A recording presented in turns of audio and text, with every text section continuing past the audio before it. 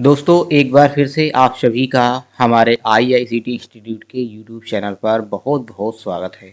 तो दोस्तों आज फिर आप सभी के लिए बहुत ही बड़ी अपडेट्स आई हुई है कि आप सभी ने हमारे जो भी हम वीडियो अपलोड करते हैं उन सभी में आप सभी का प्यार सपोर्ट मिलता रहता है। तो हमने पिछली वीडियो जो 2024 में नए क्वेश्चन हैं उनकी 2 वीडियो आप सभी को प्रोवाइड करवा चुके हैं। तो दोस्तों आज की ये वीडियो आप सभी के लिए जो उन क्वेश्चनों के बाद के जो क्वेश्चन रह गए थे उन क्वेश्चनों से संबंधित है, जिसमें आज आपको इस सीरीज के अंतर्गत 20 क्वेश्चन और बताए जाएंगे। तो आप सभी से एक रिक्वेस्ट है कि अगर आप हमारे चैनल में नए हो तो चैनल को सब्सक्राइब कर लीजिएगा और वीडियो देखने के बाद वीडियो पसंद आए तो वीडियो को लाइक कर दीजिएगा। और आप सभी को पता है कि हमारे चैनल पर आईआईबीएफ के बहुत सारे वीडियोज मिलते रहते हैं जो कि हम लगातार आप सभी की मदद करने के लिए तैयार हैं, और आप सभी के हेल्प की वजह से ही हम सब ये सब बार बार वीडियोज डालते हैं, क्योंकि आप सभी का प्यार सपोर्ट मिल रहा है हमें, तभी आप सभी के लिए हम ये सब कार्य कर रहे हैं।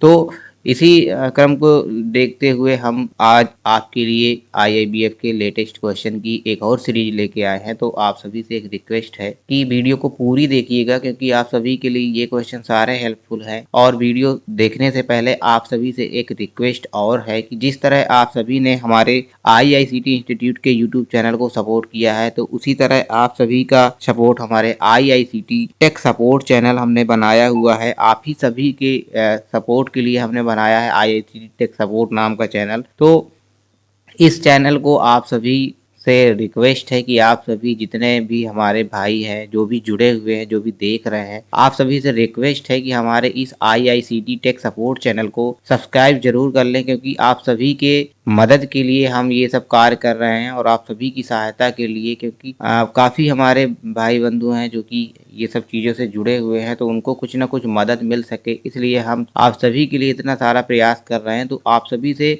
एक बार फिर से रिक्वेस्ट है कि आप सभी आईआईसीटी टेक सपोर्ट चैनल को भी सब्सक्राइब कर लें और थोड़ा सा प्यार सपोर्ट इस पे भी बनाए रखें। तो दोस्तों आइए हम देरी न करते हुए अब आगे हम क्वेश्चनों की श्रृंखला पर चलते हैं और आप सभी को थोड़ा सा जो नॉलेज है वो प्रोवाइड कराते हैं।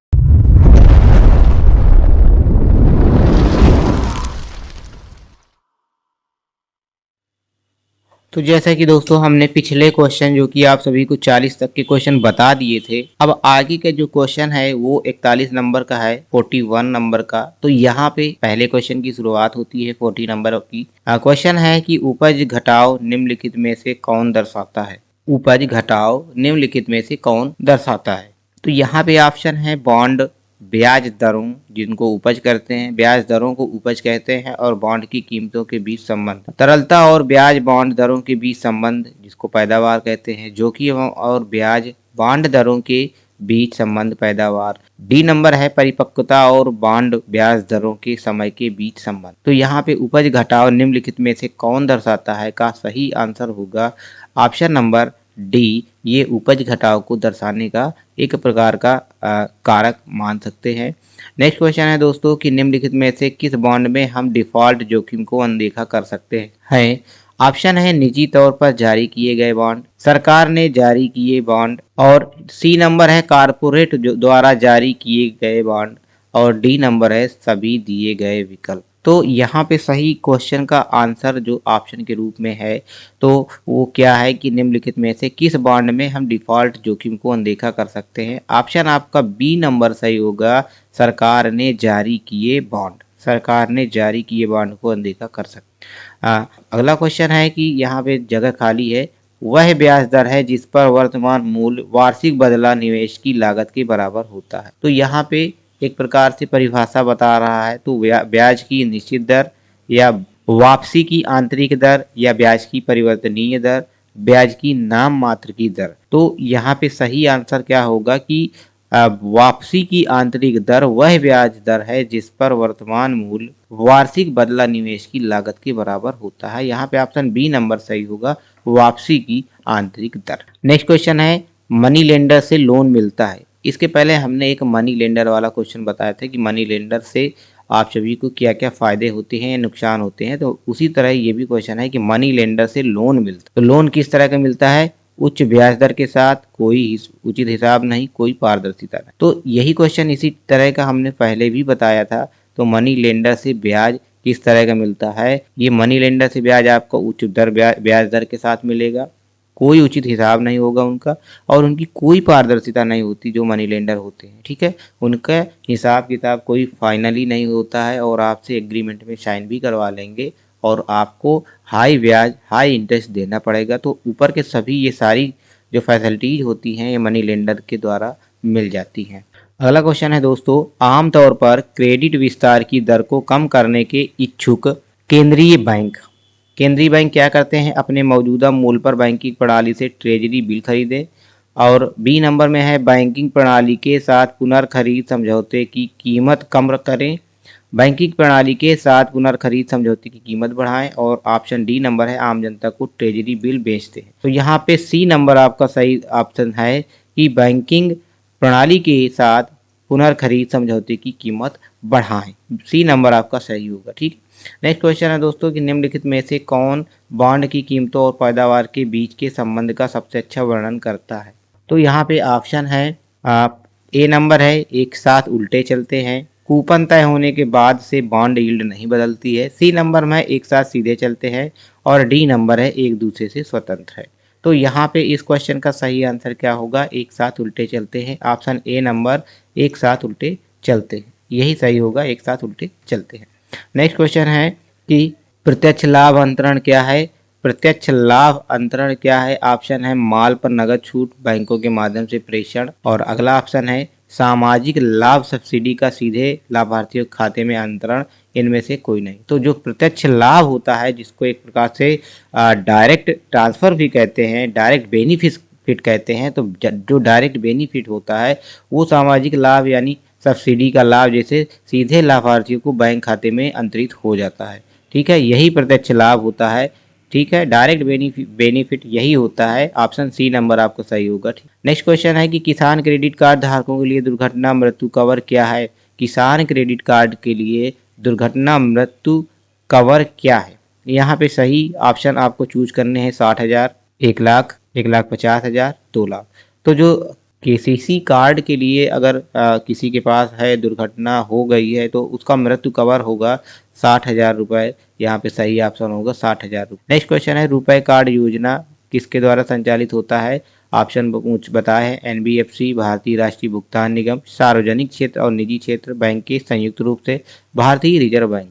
रुपए कार्ड जो योजना होती है वो भारतीय राष्ट्रीय भुगतान निगम लिमिटेड के माध्यम से होता है। भारतीय राष्ट्रीय भुगतान निगम इसके द्वारा ही जो रुपए कार्ड योजना है संचालित होता है, ठीक है। नेक्स्ट क्वेश्चन है कि प्रधानमंत्री मुद्रा योजना के बारे में निम्नलिखित कथनों पर विचार करें। यहाँ पे पहला नंबर है कि यह सार्वजनिक क्षेत्र, क्षेत्रीय, ग्रामीण, राज्य और शहरी सहकारी बैंकों से खेती के साथ साथ गैर कृषि आय पैदा करने वाले उद्यमों को ऋण प्रदान करेगा। पीएमएमवाई का लाभ 3 श्रेणियों में लिया जा सकता है। शिशु जो 50,000 रुपए तक के ऋण को कवर करेगा, 50,000 रुपए से ऊपर और 5 लाख के तक के ऋण के लिए किशोर, और 5 लाख से ऊपर और 10 लाख रुपए तक के ऋण के लिए तरुण।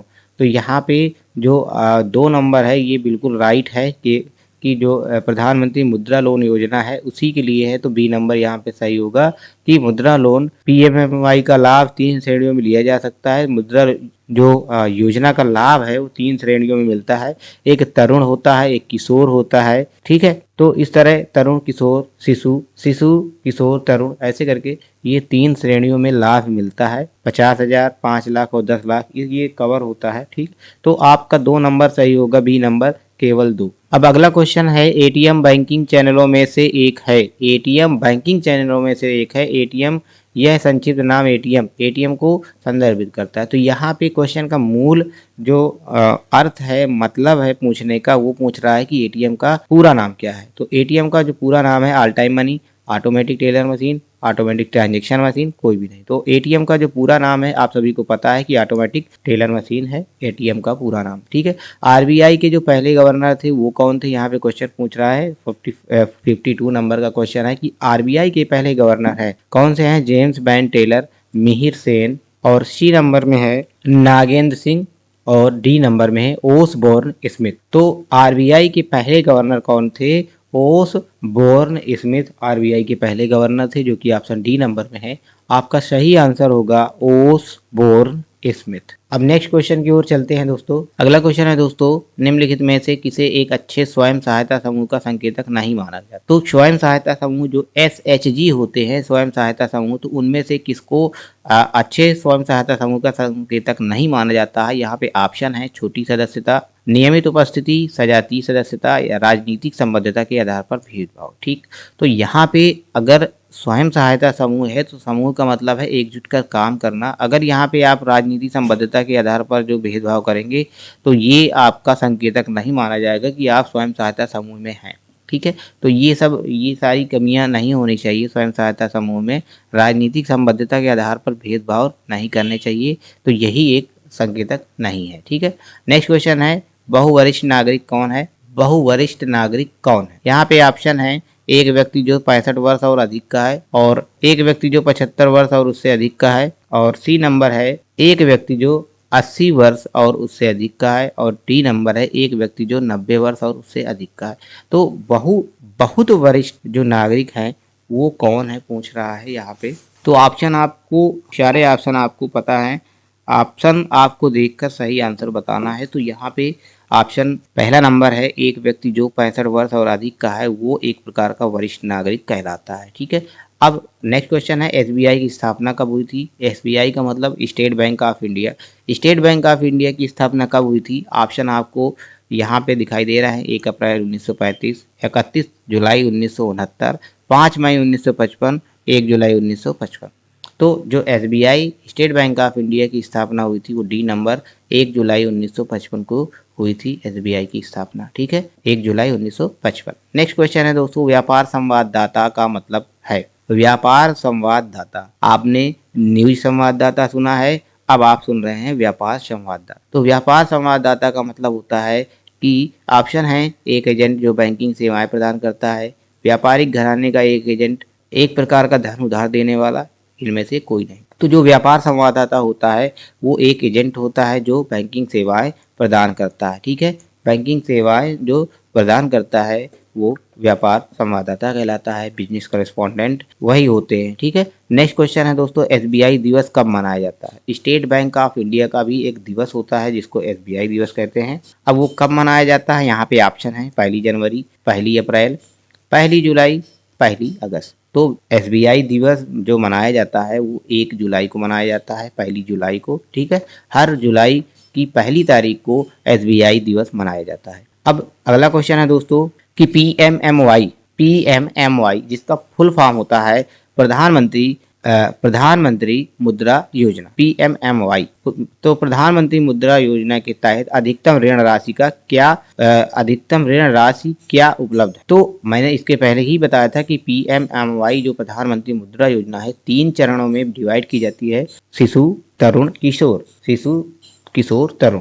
तो 3 चरणों में जो डिवाइड की जाती है तो वो है आप सभी को। तो अधिकतम राशि क्या है यहाँ पे? 5 लाख है, 10 लाख है, 50 लाख है, इनमें से कोई नहीं। तो जो अधिकतम है वो है आपको 10 लाख रुपए। ठीक है, 10 लाख रुपए अधिकतम है। आप सभी को ये चीज का ज्ञान होना चाहिए, ये चीज की जानकारी आप सभी को होगी कि अधिकतम जो राशि है 10 लाख तक आप अधिकतम लोन ले सकते हैं। ठीक है, नेक्स्ट क्वेश्चन है PMMY ऋण का लाभ कौन उठा सकता है? तो प्रधानमंत्री मुद्रा योजना का लाभ कौन उठा सकता है? यहाँ पे ऑप्शन है कोई भी नागरिक, कोई भी फर्म, बॉडी, कॉर्पोरेट, कंपनी या भारत में शामिल कोई अन्य संस्था, A और B दोनों, इनमें से कोई नहीं। तो जो PMMY जो होती है प्रधानमंत्री मुद्रा योजना, कोई भी भारतीय उठा सकता है या कोई भी फर्म या बॉडी, कॉर्पोरेट, कंपनी, ये दोनों उठा सकती हैं। तो इसलिए यहाँ पे सी नंबर का दिया है A और B दोनों। तो यहाँ पे A और B दोनों सही होंगे। ठीक है, A और B दोनों सही होंगे, इसलिए सी नंबर का आपका सही ऑप्शन होगा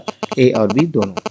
अब नेक्स्ट क्वेश्चन है दोस्तों, यहाँ पे क्वेश्चन नंबर 60 है, निम्नलिखित में से किस बैंक को भारत की अनुसूचित वाणिज्यिक बैंकिंग प्रणाली में शामिल किया जा सकता? ऑप्शन है क्षेत्रीय ग्रामीण बैंक, निजी क्षेत्र के बैंक, भारत में विदेशी बैंक, ऊपर के सभी। तो निम्नलिखित में से किस बैंक को भारत की अनुसूचित वाणिज्यिक बैंकिंग प्रणाली में शामिल किया जा सकता है? तो किसको किया जा सकता है, यहाँ पे क्षेत्रीय ग्रामीण बैंक है, निजी क्षेत्र के बैंक है, भारत में विदेशी बैंक है। तो इन सभी बैंकों को बैंकिंग प्रणाली में शामिल किया जा सकता है। यहाँ पे आपका ऑप्शन है ऊपर के सभी, डी नंबर आपका सही आंसर होगा, ऊपर के सभी। ठीक है दोस्तों, तो आप सभी ने ये सारे 20 क्वेश्चन पढ़े हैं और आप सभी को अच्छे से समझ में आया होगा। आशा करते हैं कि आप सभी को इस वीडियो से लाभ भी मिले। यही था आप सभी के लिए 20 क्वेश्चनों का संकलन। आशा करता हूँ हमारी वीडियो अच्छी लगी होगी।